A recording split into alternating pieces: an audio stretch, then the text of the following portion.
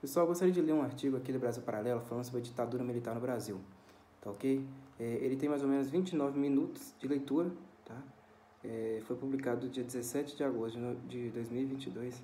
Eu gostaria de lê-lo juntamente com vocês. Vamos lá. Ditadura militar no Brasil ou regime militar? Entenda definitivamente como foi o golpe de 64. A ditadura militar no Brasil é um dos períodos mais deturpados de nossa história. Nesse artigo, vamos explicar o contexto mundial e nacional do golpe civil-militar de 31 de março de 1964 e seus desdobramentos. Entenda como foram os 20 anos de regime militar sem qualquer apologia aos erros cometidos, mas também sem ocultar a necessidade de uma intervenção que pudesse deter o comunismo. 1964, Brasil entre armas e livros. Este é um documentário da Brasil Paralelo que conta a história da ditadura militar no Brasil, revelando detalhes que tinham sido ignorados ou ocultados. Ele foi injustamente considerado pró-ditadura e censurado em alguns colégios e faculdades. Seu conteúdo é fruto do estudo de dezenas de especialistas. Eles nos ajudaram a encontrar bibliografias e documentos que mostram a história do período em que os militares estavam no poder. As fontes vêm não só do Brasil, mas também dos Estados Unidos, Polônia, Berlim, Alemanha Oriental e República Tcheca. Vocês podem encontrar aí esse documentário, 1964, Brasil entre armas e livros, no YouTube, tá ok, pessoal? A influência da Guerra Fria sobre os acontecimentos de 64. Antes de entender os eventos de 31 de março de 64, que levaram ao que se chama de ditadura militar, é preciso entender o que estava acontecendo no mundo. E o acontecimento mais importante que influenciou este episódio foi a Guerra Fria entre os Estados Unidos e a União Soviética. A Rússia comunista já dominava 15 países, resultando na União das Repúblicas Socialistas Soviéticas, URSS. Stalin tinha continuado a Revolução Socialista de Lenin, espalhando terror vermelho durante as décadas de seu governo. A missão era conquistar o mundo e implementar o comunismo. Para isso, ele enviou tropas para a Polônia, eliminando a oposição ao Partido Comunista e estabelecendo um governo pró-soviético. Fez o mesmo da Bulgária, Tchecoslováquia, Romênia e Hungria, todos com ditadores que respondiam diretamente a Moscou. O sistema comunista não foi imposto de forma democrática nesses países. Eles se tornaram comunistas não porque quisessem, mas porque foram obrigados. Assim, a história conheceu o horror dos gulags, campos de trabalho forçado e extermínio de opositores da União Soviética, e do Holodomor, genocídio de milhões de ucranianos mortos de fome pelo governo socialista de Stalin. Os Estados Unidos da América e a luta pela liberdade. No Ocidente, a maior economia do mundo havia construído uma democracia liberal baseada na sociedade de mercado e nos valores cristãos. Era também o único país com armas nucleares. A nação americana, sendo a liderança ocidental, propôs o Plano Marshall, oferecendo empréstimos e taxas de juros baixas para reativar a economia dos países europeus mais devastados. O Muro de Berlim. Os soviéticos dividiram a Alemanha em duas nações. O maior símbolo dessa divisão ideológica foi o Muro de Berlim, construído em 1961, cuja função era impedir que os alemães fugissem do lado oriental socialista para o lado ocidental capitalista. A República Federal da Alemanha seguia as políticas do Ocidente, adotando um modelo capitalista de economia de mercado. Em contraste, a República Democrática Alemã era controlada pelo regime comunista fechado e submetia tudo ao controle do governo. Qualquer revolta ou protesto contra Moscou era brutalmente reprimida pelo Exército Vermelho e os prisioneiros eram torturados e mortos. Países divididos entre socialistas e capitalistas. Como se o exemplo da Alemanha não fosse suficiente, a Coreia do Norte, armada pela União Soviética e pela China, atacou a Coreia do Sul. Esta só foi salva por causa de uma coalizão liderada pelos Estados Unidos. Após 3 anos de conflito, o país estava dividido em dois. Guerras civis e revoluções comunistas também estavam acontecendo em outros países, como Vietnã, Grécia, Turquia, Espanha, futuramente no Irã, Nicarágua, Argentina, Cuba, Egito, diversos países da África, Itália, Guatemala, Haiti, Paraguai, Filipinas, Chile, Indonésia, entre dezenas de outros conflitos. O perigo cubano. Fidel Castro e sua guerrilha tomaram o poder em Cuba e declararam aliança com a União Soviética, tornando-se o primeiro país das Américas aliado a Moscou. Passaram também a servir como base de treinamento soviética com o objetivo de se expandir por toda a América Latina. Soldados, navios e mísseis soviéticos foram enviados a Cuba e apontados para os Estados Unidos. A Marinha Americana se posicionou e as duas potências estavam a um passo de iniciar um conflito direto. Somente o medo da bomba atômica impediu a Terceira Guerra Mundial. Após intensas negociações, os mísseis foram retirados, mas o conflito estava longe de terminar. O serviço secreto da KGB e sua influência na ditadura militar no Brasil. Finalmente começaremos a entender o vínculo entre a Guerra Fria e a verdadeira história da ditadura militar no Brasil. Já entendemos como o mundo estava dividido e como as revoluções socialistas eram um terror vermelho amplamente difundido pela União Soviética. Agora é preciso entender o papel dos serviços secretos, que também estavam presentes no Brasil. Os serviços de espionagem, a contra-espionagem e a polícia secreta uniram-se na organização que ficou conhecida como KGB. Ela tinha carta branca do governo para ser a própria lei, obtendo as informações que queria por qualquer meio que fosse necessário. Era o serviço de inteligência e segurança mais completo do mundo, contendo arquivos e registros de políticos, acadêmicos e artistas do mundo inteiro. Os agentes da KGB também se dedicavam a influenciar a política, divulgando material pró-comunista, incitando a formação de guerrilhas, protestos e revoluções. Talvez, com esta última frase, você já pode entender por que os militares assumiram o poder no Brasil a partir de 31 de março de 1964. Mas antes, vamos aprofundar os problemas que isso trouxe ao Brasil. O sucessor de Stalin, Nikita Khrushchev, usou a KGB como uma frente de batalha na Guerra Fria para enterrar os Estados Unidos. Nesta luta por influência global, os países emergentes também se tornaram um alvo das operações de serviços secretos soviéticos, entre eles o Brasil. A infiltração comunista no Brasil antes de 64. Voltemos ao Congresso Mundial da Internacional Comunista em 1919, cujo objetivo era colocar em prática o plano de expansão mundial do comunismo. Nestes e nos congressos seguintes, foi desenvolvido um estatuto com 21 condições para a filiação dos partidos. Como resultado, surgiram vários que seguiram essas diretrizes, que incluíam o dever revolucionário de fazer propaganda legal e ilegal para promover a agitação, o dever de levar a ideologia para dentro de sindicatos e cooperativas a fim de conduzir as massas operárias à revolução, financiar sem reservas todas as repúblicas soviéticas em sua luta contra os conservadores e acatar de forma obrigatória todas as decisões da Internacional Comunista. E o Brasil em meio a isso? O Brasil, com suas dimensões continentais, limítrofe de quase toda a América do Sul e rico em recursos naturais, não foi deixado de fora da guerra ideológica. Em 25 de março de 1922, foi fundado o Partido Comunista Brasileiro, PCB, em Niterói, obedecendo a todas as condições impostas pelo Estatuto. O jornalista brasileiro William Vac comentou sobre o vínculo do PCB com Moscou. Vocês podem acompanhar lá no documentário. Luiz Carlos Prestes. Luiz Carlos Prestes vivia na União Soviética e voltou clandestinamente ao Brasil a fim de realizar um golpe revolucionário. Sua primeira tentativa foi a intentona comunista, que fracassou. Prestes e seus colaboradores foram presos. Além disso, o Brasil rompeu as relações diplomáticas com a União Soviética e cassou o registro do PCB. Contudo, o Partido Comunista Brasileiro permaneceu na legalidade de fato e foi aí que os agentes soviéticos avançaram na estrutura de poder brasileira. A conspiração para transformar o Brasil em uma república socialista contava agora com a ajuda internacional. Foi na República Tcheca que um pesquisador brasileiro encontrou parte da história desconhecida até então, uma parte que comprova que os países satélites da União Soviética sempre mantiveram seus olhos no Brasil. A descoberta dos arquivos da KGB com material de infiltração no Brasil. Laudelino Lima, administrador do site Verdade Sufocada, recebeu o contato do pesquisador Mauro Abranches, autor do livro 1964, O Elo Perdido. O motivo do contato? Mauro estava na STB tcheca, Serviço de Inteligência, traduzindo arquivos da KGB sobre a infiltração do Brasil entre os anos 50 e 80. O Brasil havia se tornado um alvo dos comunistas e alguns planos já estavam em ação antes de 31 de março de 64, quando os militares intervieram.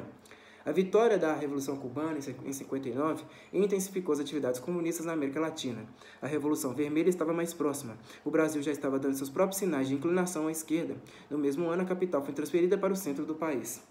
O projeto de Oscar Niemeyer estava vinculado às ideologias de esquerda. A sede política do país foi tirada do Rio de Janeiro, ou seja, de perto do povo, para construir uma capital totalmente de concreto, sem esquinas, com grandes avenidas e palácios para que os políticos pudessem viver uma redoma, distantes da população. Os governantes de uma capital isolada tornam-se mais intangíveis. Tal construção refletiu o modelo presente no livro A Cidade Comunista Ideal, escrito por dois arquitetos soviéticos, eles não escrevem aqui não, mas Godunov e Barburov. Os cofres públicos foram muito afetados pela construção dessa capital e pela mentalidade desenvolvimentista, por exemplo, dos 50 anos em 5, o que provocou o congelamento de salários, o agravamento da inflação e o calote do FMI. O que estava acontecendo no Brasil antes da ditadura militar? Antes do próprio período militar, dois governos anteriores à intervenção precisam ser contextualizados, o de Jânio e o de Jango. A aproximação deles com a esquerda deixou o Brasil à beira de uma guerra civil. Jânio Quadros. O discurso varre, vassourinha, para combater a corrupção, deu uma proporção enorme no país, e Jânio Quadros foi eleito presidente. Alguns problemas fundamentais que destacamos em seu governo são: ele se reaproximou da União Soviética, seu vice, João Goulart, estava na China, ele condecorou Che Guevara com uma premiação republicana chamada Ordem do Cruzeiro do Sul, ele nem podia fazer isso, mas o fez. Ele tentou obter o apoio de Carlos Lacerda, jornalista e político influente, para fechar o Congresso. Por causa de sua tentativa de fechar o Congresso, Carlos Lacerda ofereceu que Jânio renunciasse ou que fosse denunciado nos jornais. Jânio renunciou, pensando que o povo iria às ruas pedir seu retorno e que o Congresso não aceitaria seu pedido. Porém, sua renúncia foi aceita no dia seguinte e ninguém saiu às ruas. Assim, Jânio perdeu seu cargo.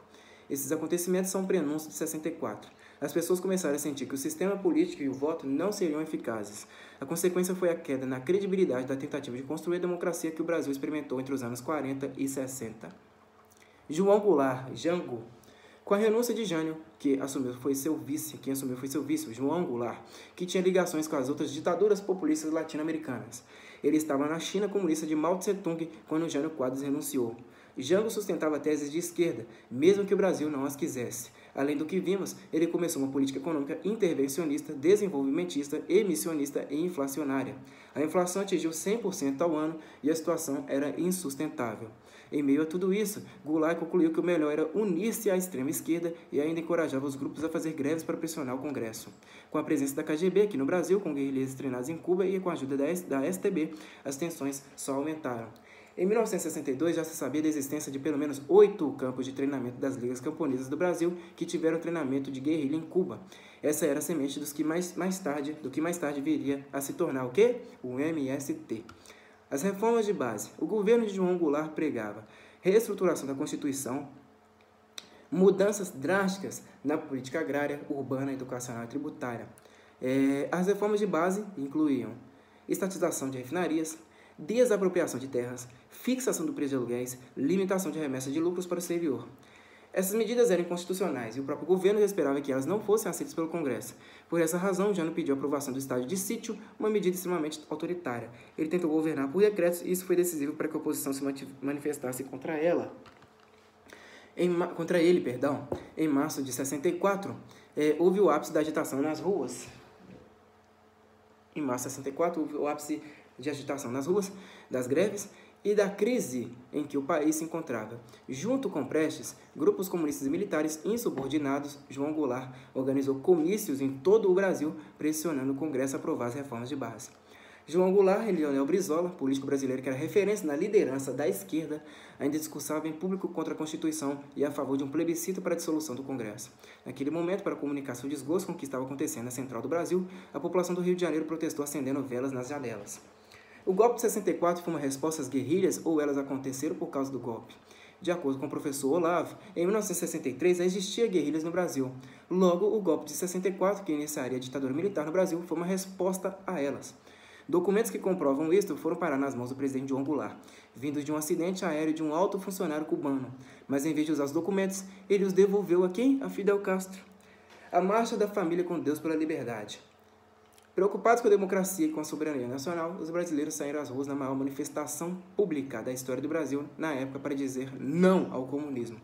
A primeira Marcha da Família com Deus pela Liberdade reuniu 500 mil pessoas em São Paulo no dia 19 de março. O nome da marcha e seus cartazes deixaram claro seu adversário, o risco comunista. As manifestações espalharam-se por todo o Brasil. Algo que provavelmente não lhe contaram sobre a história da ditadura militar no Brasil foi que várias emissoras, como a Rádio Jornal do Brasil, a Rádio Tupi, a Rádio Globo e as outras estações do interior, uniram-se para alertar sobre o golpe que a esquerda estava preparando. A maioria dos brasileiros era a favor de uma intervenção militar em 64. 31 de março de 64. O país sofreu... Olha, senta e chora, né? A maioria dos brasileiros era a favor de uma intervenção militar em 64. 31 de março de 64. O país sofreu uma de suas piores crises. Greves, ameaças e guerra civil. Caos quase incontrolável, deterioração econômica e financeira, indisciplina nos quartéis e inflação muito alta. Falava-se em matar, fuzilar e destruir. Parecia que em poucos dias ou horas os brasileiros começariam uma guerra civil. Por essa razão, as forças armadas, também ameaçadas, foram chamadas a cumprir a missão que o momento lhes impunha, restabelecendo a ordem e livrando o país da ameaça comunista. Na Guanabara, Castelo Branco ligou para Carlos Lacerda para avisá-lo de um perigo que ele corria com a invasão que estava prestes a acontecer. Havia um rumor de que o almirante Aragão iria invadir o Palácio do Guanabara, mas Lacerda quis ficar para defender o palácio. Por isso temos seu famoso discurso no rádio. Almirante Aragão, assassino covarde, venha que eu te mato com o meu revólver. Jango estava no Rio de Janeiro quando as forças comandadas pelo general Olímpio Mourão Filho se aproximaram. Ele foi para Brasília e depois para Porto Alegre, onde se encontrou com Brizola, que o encorajava a enfrentar, mas ele estava com medo porque sabia que haveria derramamento de sangue. O país estava a um passo de entrar em uma guerra civil, por isso pode-se dizer que a Revolução de 64 foi feita para deter a marcha do Brasil para Havana e Caracas. O golpe de 64 começou de maneira pacífica e teve adesão popular. Segundo a Constituição de 46, se o presidente da República se ausentasse do país sem comunicação oficial com a sede do governo, ele estaria impedido. João Goulart estava ainda em território nacional, voando em Brasília para Porto Alegre, quando Áureo de Moura Andrade, presidente do Congresso Nacional, declarou a vacância do cargo. Atenção, o senhor presidente da República deixou a sede do governo, deixou a nação acéfala, numa hora gravíssima da vida brasileira, abandonou o governo, e essa comunicação faça ao Congresso Nacional. Essa cefalia configura a necessidade do Congresso Nacional como poder civil, imediatamente tomar a atitude que lhe cabe nos termos da Constituição brasileira. Está sobre a nossa responsabilidade a população do Brasil, o povo, a ordem. Assim sendo, eu declaro vaga a presidência da República. O chefe da Casa Civil enviou uma carta ao Congresso dizendo que o presidente estava em Porto Alegre, em território nacional, ainda no exercício de suas funções, mas ela não foi acolhida. Houve um golpe parlamentar nessa declaração de 1º de abril. O golpe de 64 começou com um movimento civil. Naquele momento, os militares entraram com o apoio da sociedade, da Igreja Católica, da OAB, da imprensa, da UDN e de vários sindicatos. Goulart foi para São Borja. Pouco tempo depois, Brizola também foi e juntos partiram para o Uruguai. Não houve resistência ao pedido de restauração. Nem mesmo a esquerda pediu o retorno de Jango ao poder, pois queriam alguém com o perfil de Brizola. Do ponto de vista da historiografia recente das esquerdas, temos aí o golpe militar. Castelo Branco e os primeiros atos institucionais. Para continuar a revolução que começaram, os líderes das Forças Armadas formaram uma junta militar, o Supremo Comando da Revolução, que eram os generais. A primeira medida de nova força supraconstitucional foi o Ato Institucional número 1. Estes atos eram decretos com força constitucional para fazer valer novas leis imediatamente. O número 1 convocava o Congresso para eleger o próximo presidente da República. Com 98% dos votos, os deputados federais elegeram Humberto de Alencar Castelo Branco, com amplo apoio da população, da classe política e da imprensa. Ele foi escolhido democrática e legitimamente pelo Congresso Nacional. Recebeu votos do próprio J.K. Celino Kubitschek e do próprio Ulisses Guimarães, político brasileiro famoso por sua oposição à ditadura. Esperava-se que fosse uma transição e que, na sequência, Lacerda e J.K. disputassem nas urnas. Deveria ser uma intervenção militar e não um regime. Ato Institucional número 1 já autorizava, por prazos determinados, a cassação dos direitos políticos dos chamados subversivos. Assim que Castelo Branco cumprisse o mandato de João Goulart, novas eleições diretas deveriam ser realizadas em 1965, mas esta ideia não era unânime entre os militares. Diferentes grupos disputavam espaço, exercendo pressão sobre o governo recém-formado. Um golpe duro. Sob pressão da chamada linha dura, mais radical entre os militares, o governo Castelo Branco teve seu mandato prorrogado, governado de 64 a 1967. As eleições previstas foram suspensas e o ato institucional número 2 foi decretado. Agora, a eleição do presidente seria feita permanentemente pelo Congresso e apenas 2 partidos poderiam existir no sistema político. O bipartidarismo consistia na Arena, representando o governo, e o MDB, sendo a oposição consentida, ou seja, permitida. Apesar disso, a oposição tinha voz e falava contra o regime no Congresso. Segundo o professor Olavo, foi um golpe dentro do golpe, porque os militares tomaram o poder e ficaram em vez de seguir com novas eleições. Na rodada de eleições para governadores e prefeitos, a oposição aos militares conseguiu vencer em estados importantes. Percebendo a derrota política, o governo e o Comando Supremo iniciaram outro ato institucional. O novo ato institucional estendia as eleições indiretas também aos governos estaduais, que passaram a ser eleitos por seus respectivos deputados. Os governadores eleitos nomeavam os prefeitos de cada capital. Assim, a linha dura do exército avançava cada vez mais no controle das instituições. Castelo Branco também iniciou o ato institucional número 4, com a intenção de institucionalizar o regime o máximo que pudesse para que houvesse regras. O produto foi a convocação à Constituinte. Isto significa pensar uma nova Constituição para o Brasil, o livro com as normas que regem o Estado. O terrorismo das guerrilhas e as vítimas do comunismo no Brasil. O terrorismo revolucionário tornou-se cotidiano. O crime, o medo e o sangue marcaram presença na vida dos brasileiros. Assaltos a bancos e a estabelecimentos comerciais, explosão de bombas em lugares públicos, fuzilamento e tortura de pessoas inocentes, os revolucionários assassinavam até mesmo seus próprios colegas que quisessem desistir da luta armada. Os comunistas brasileiros seguiam o exemplo de seus camaradas ideológicos, que em outros países já haviam assassinado mais de 50 milhões em nome da Revolução. O Holodomor, a crise de 32 e os gulags são apenas alguns dos momentos que complementam este número. Mesmo exilado, Leonel Brizola fomentava a revolução no Brasil. Segundo seu filho, Fidel Castro lhe entregou $1 milhão para comprar e distribuir armamento e munição entre os revolucionários no Brasil. Bandidos e terroristas, hoje venerados como heróis nacionais, sequestraram, torturaram e assassinaram inocentes em nome de seus ideais. Esta é uma verdade pouco noticiada nos anos seguintes pela imprensa e academia brasileira, que tratou tudo como uma luta contra a ditadura e pela democracia. Que vive falando, né? Teve muito banho de sangue, nós derramamos muito banho de sangue para conquistar essa democracia que vocês têm hoje. Os revolucionários não estavam lutando por liberdade, democracia ou direitos humanos, estavam querendo substituir a ditadura militar por uma ditadura proletária socialista. Derrubar o regime militar, o pretexto utilizado para atrair militantes para a causa principal, instalar a ditadura comunista. Havia dezenas de grupos que, com brutalidade e frieza, cometiam atrocidades contra o povo brasileiro. Entre os grupos terroristas que mais se destacaram nesse período sombrio estavam a ALN, a Ação Libertadora Nacional, o Comando de Libertação Nacional, Colina, o Movimento Revolucionário 8 de Outubro, o MR8, o Partido Comunista do Brasil, PCdoB, Vanguarda Popular Revolucionária, VPR, a Vanguarda Armada Revolucionária Palmares, VAR Palmares, e o Movimento Revolucionário Tiradentes, MRT.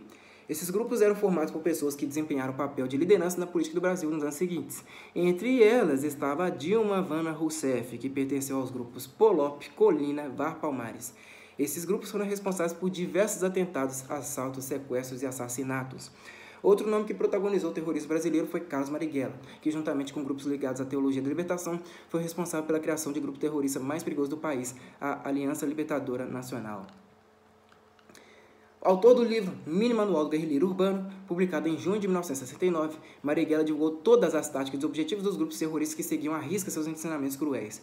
1. Matar policiais e membros do exército. 2. Preparar bombas. 3. Assaltar. 4. Sequestrar. 5. Fazer terrorismo. 6. Executar colegas que desertassem. Mesmo assim, em 2013, Marighella foi homenageado em sessão solene no Senado Federal pelo que chamaram de luta social. Ele também recebeu filmes exaltando seus feitos, mesmo que sejam de barbárie e crime. O ano de 1966 foi marcado por diversos ataques na capital de Pernambuco. Após sucessivos atentados sem vítimas, em 25 de julho daquele ano, uma maleta contendo explosivos foi deixada no saguão do aeroporto de Guararapes, deixando 17 feridos e 2 mortos, entre eles o jornalista Edson Regis de Carvalho, casado e pai de 5 filhos. Em 4 de setembro de 1969, a Aliança Libertadora Nacional de Marighella e o MR8 de Franklin Martins sequestraram o embaixador americano Charles Elbrick, com a exigência de que os criminosos presos fossem libertados. Sem opção, os militares aceitaram o pedido e liberaram 15 prisioneiros. Entre eles estava José Dirceu, personagem que apareceria décadas depois como primeiro-ministro da esquerda e da Casa Civil, até ser condenado no maior esquema de corrupção da história do Brasil. Assassinatos como este e outros atentados terroristas ocorreram centenas de vezes na década de 60 e 70. Os nomes dessas pessoas foram apagados da história, pois foram ignorados pela imprensa e pela academia. Nada foi dito sobre as 119 vítimas que o comunismo fez no Brasil em nome da Revolução. A história destes inocentes não foi contada. Apenas o número de mortos desaparecidos durante a ditadura militar foi dito: 424, segundo os movimentos de esquerda, 362, segundo os militares. O terrorismo comunista estava em ascensão. A esquerda radical fez a população sentir medo e a linha dura do exército expandir seu poder. Este era o ambiente em que os criminosos de ambos os lados se valeram para praticar perversidades em nome de uma causa. Costa e Silva, a linha dura e o AI-5. Quando Costa e Silva, representantes da linha dura, assumiu o poder e governou de 67 a 69, foram os anos de chumbo. Para ele era necessário pessoal militar técnico para cuidar do poder, já que os políticos civis atrapalhavam. Isso era o quê? Isso era uma ideologia positivista, né? Tá aqui, ó. Era a defesa positivista da tecnocracia. Mesmo antes de 64, guerrilhas rurais e movimentos armados já existiam e estavam determinados a fazer revolução. Após 31 de março, estes grupos passaram a adotar métodos hediondos e submeter o Brasil a anos difíceis. Tortura. Havia tortura no regime militar, assim como havia na era Vargas, e a guerra travada pelos terroristas expandiu as justificativas para a repressão por parte do exército. O caso mais conhecido foi do estudante Edson Luiz de Lima Souto, morto por policiais em confronto. Entretanto, o movimento estudantil usava os mortos em combate para construir a ideia de que a tortura era uma política de Estado, fazendo desta bandeira seu instrumento político e sua publicidade. O exagero fazia parte dessa instrumentalização. Alguns dos desaparecidos, na verdade, se autoexilaram ou eram delatores que ganharam uma nova identidade do governo para que não fossem mortos por seus próprios ex-companheiros de guerrilha. O governo de Costa e Silva sofria forte oposição de manifestações estudantis e atos terroristas. O governo se via cada vez mais isolado. Vale a pena lembrar a passeata dos 100 mil de 26 de junho de 1968, mobilizada pelos estudantes, artistas e celebridades contra os militares. AI-5. Diante disso, Costa e Silva apresentou o projeto do Ato Institucional número 5, que dava ao Executivo o poder de extinguir outros poderes sempre que necessário, fechar o Congresso, intervir em magistrados, juízes e relativizar o habeas corpus. Estabelecia a censura prévia da imprensa de obras e peças culturais consideradas pelos militares como subversivas ou imorais. Durante sua vigência, várias peças teatrais, músicas e notícias de jornal foram previamente impedidas de circular nos meios de comunicação e espaços públicos. Foi durante os governos de Médici e Geisel que o artifício foi mais utilizado. Este AI-5 não era necessário para combater a guerrilha, pois havia dispositivos legais para tanto. Era possível combater esses regimes terroristas sem perder a essência democrática. O regime começou a assumir a linha tecnocrática desejada pela linha dura, promovendo o desenvolvimento da sociedade. A partir de então, não há como tratar essa situação política tecnicamente falando de outra forma que não seja como uma ditadura. Há uma ditadura militar no Brasil a partir de 68. No entanto, a censura não impediu que o ensino ideológico de esquerda impregnasse a cultura social. Médici e o milagre econômico. Aí tem uma foto aqui, né, do Médici com um cigarro na boca, junto aí de seus ministros de governo. No governo Médici, que durou de 69 a 74, o nacional desenvolvimentismo continuou, assim como a repressão. Mas a população sentia-se em um país de verdade. Afinal, a economia havia se tornado uma das maiores do mundo inteiro. Durante o período do milagre econômico, as taxas de crescimento ultrapassaram 10% em um determinado ano, aproximando-se até mesmo de 14%. O Brasil recebia recursos externos para crescer mais ainda. Mais de 1 milhão de casas foram construídas, além do crescimento do setor de bens duráveis e eletrodomésticos. Como resultado, o governo militar tinha uma aceitação quase total. Durante esse período, o Brasil foi tricampeão na Copa do Mundo de Futebol de 70 e Fittipaldi venceu a Fórmula 1. A propaganda na TV era o instrumento de difusão mais forte do governo. Geisel e a redemocratização. Em 1974, Ernesto Geisel é eleito pelo Congresso, o que marca o fim dos governos de linha dura na presidência e também o fim do milagre econômico. Ele permaneceu no poder até 79. O primeiro choque do petróleo causou uma crise internacional que atingiu o Brasil frontalmente. Apesar disso, o governo não abandonou suas políticas econômicas desenvolvimentistas, criou várias estatais e regulou o mercado de modo que a inflação subiu. Ao mesmo tempo, Geisel prometeu uma reabertura política após anos de repressão contra guerrilhas e terroristas e o endurecimento do regime. Algumas medidas foram fim da censura prévia, extinção do AI-5, fechamento do Congresso para aprovação do pacote de abril, que estendeu o mandato do presidente de 5 para 6 anos, instauração dos senadores biônicos, que estipulava que 1/3 dos senadores seria eleito indiretamente, e altos aportes em infraestrutura e industrialização, atingindo 23,3% do PIB. A Transamazônica, a Ponte Rio-Niterói, as usinas nucleares de Angra e a hidrelétrica de Itaipu. O caso mais grave de seu governo foi a tortura e a morte do jornalista Vladimir Herzog em 1975. Em 78, a crise levou os operários do ABC a realizar o maior ciclo de greves da história do Brasil. Ele também convocou o general Golbery do Couto e Silva, que tinha a ideia de que a sociedade é como uma panela de pressão que precisa de um escape para não estourar. Os militares derrotaram os guerrilheiros no campo de batalha e, para que eles não voltassem a se formar, liberaram a esquerda para se articular dentro das instituições das universidades. Era exatamente o que a esquerda queria. A nova estratégia da esquerda, o gramscismo. Os socialistas perceberam que deveriam lutar no campo da cultura e não apenas através da guerrilha. Para derrotar o capitalismo, era necessário atacar as bases ocidentais, ou seja, a filosofia grega, o direito romano e a ética judaico-cristã. As ideias de Antônio Gramsci chegaram ao Brasil a partir de 65, graças a Enio Silveira. Parte da esquerda se dedicou a estudar formas de ocupar espaço na mídia, escolas, universidades e em todos os lugares possíveis. A nova estratégia revolucionária era infiltrar-se nas universidades, especialmente em instituições como a União Nacional dos Estudantes. A produção cultural nunca foi tão ativa. Durante os anos 70, a mídia, anteriormente apoiadora da intervenção militar, aos poucos foi sendo dominada pela esquerda por meio da ocupação de espaços. Não havia nenhuma publicação de direita durante a ditadura militar no Brasil. Os militares permitiram que a esquerda narrasse a cultura. Assim, a historiografia marxista foi aplicada ao ensino em todas as áreas na formação da mentalidade de diversos profissionais. Presidente João Figueiredo, a lei da anistia. Então vamos lá, né? Castelo Branco, Costa e Silva, Médici, como é que é? Castelo Branco, não é isso? Costa e Silva, Médici, Geisel e João Figueiredo, o último governo, é isso mesmo. João Figueiredo assumiu a presidência com a missão de acabar com a ditadura militar. Governou de 79 a 85. A missão era árdua porque a linha dura ainda tinha a intenção de não continuar com a reabertura. O presidente não cedeu, seguiu com a abertura democrática e com a lei da anistia que perdoava os crimes cometidos na guerra civil entre militares e comunistas. Além disso, ele liberou os partidos para disputas reguladas. Os novos partidos políticos criaram o Partido do Movimento Democrático do Brasil, PMDB, nessa bosta aí, é a conversão do MDB. Partido Democrático Social, PDS, conversão do Arena. Partido dos Trabalhadores, aí vê a desgraça toda, né? PT, Partido Democrático Trabalhista, o PDT, e o Partido Trabalhista Brasileiro, o PTB. Tivemos 20 anos de ditadura militar repressiva, anticomunista, etc., mas quando o regime caiu, havia apenas uma força política organizada, o PT.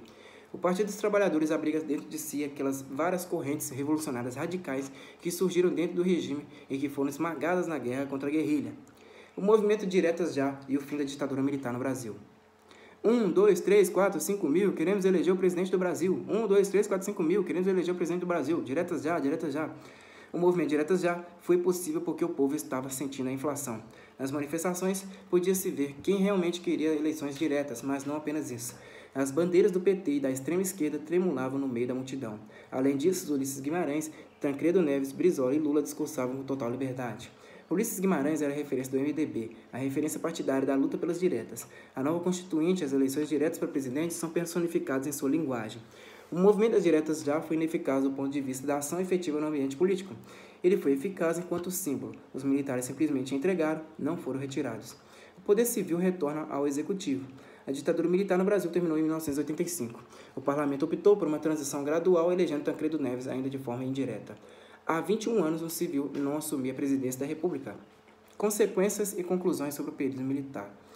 Os militares buscaram seu poder executivo e moderador, cometer equívocos na leitura estratégica de como agir no ambiente cultural, ignorar as orientações dos intelectuais, banalizar a oposição política que era genuinamente democrática e cometer um erro na manutenção de um aparelho de Estado que remonta ao período Vargas.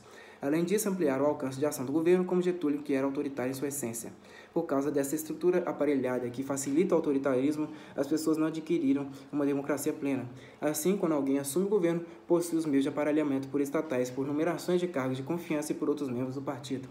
A 7ª Constituição do Brasil. As mudanças prometidas pela classe política exigiam uma 7ª Constituição para o Brasil, que não só garantisse eleições diretas para presidente, mas trouxesse todos os valores defendidos por aqueles que queriam fundar um mito de uma nova república. Com a lei da anistia e a revolução cultural nas universidades, os antigos guerrilheiros intelectuais de esquerda e antigos políticos assumiram o papel de colocar em pauta a nova Constituinte. Com o desgaste total das lideranças conservadoras e liberais, apenas um lado protagonizou o debate e a redação que dava forma ao novo Estado do Brasil. Tudo aquilo que quase pôs fim ao Brasil, que foi a razão da intervenção militar, voltou como regra do Estado. As antigas reformas de base de João Goulart, a relativização da propriedade privada e o grande Estado que garante tudo, tornaram-se cláusulas pétreas na vida de todos os brasileiros. A nova república foi constituída em uma enorme burocracia, sob o mito de que foi fundada para proteger o cidadão contra o ditador, sendo que quem discordasse seria o novo ditador. Por que entre armas e livros? A Revolução deixou o campo das armas e foi para o campo das ideias, para as universidades e escolas, enfim, para os livros. Os guerrilheiros, marxistas e gramscistas converteram-se em mártires da democracia e da liberdade e fizeram propaganda para si mesmos, mentindo sobre a história. Eles formaram uma nova geração brasileira e ela foi trabalhar nos meios de comunicação, nas editoras e na educação de todo o Brasil. A hegemonia quase apagou o passado e perpetuou uma narrativa. Um lado da guerra foi herói e o outro opressor. O que fizeram os heróis? Num tempo de mentiras universais, dizer a verdade é um ato revolucionário. George Orwell. Esse foi o artigo, então, do Brasil Paralelo, falando sobre a ditadura militar no Brasil. Muito obrigado a todos vocês que me acompanharam até aqui e até a próxima.